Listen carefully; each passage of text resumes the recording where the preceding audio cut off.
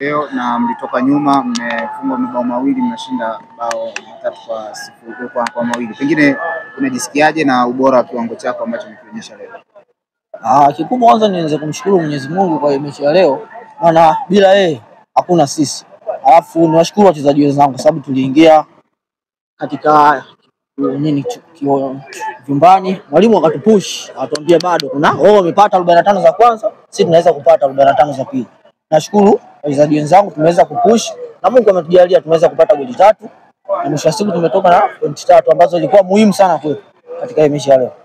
Binafsi wewe, mwalimu amekupandisha, amekupa nafasi, amekuamini na mwendelezo wako umekuwa mzuri. Pengine unahisi nini ambacho unakifanya kinakuboresha kiwango chako kila siku?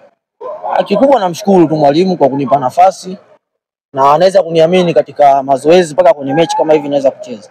Na kikubwa mimi mwenyewe kwa sababu simuangushi yani, kwa sababu ananiamini na anafanya vile ambavyo yeye anataka na anaongeza vyangu zaidi ili kuweza kufika kwenye performance bora katika kila mechi.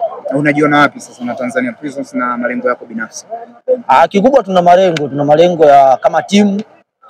Ya kwanza malengo ya timu ni kuibakisha timu salama.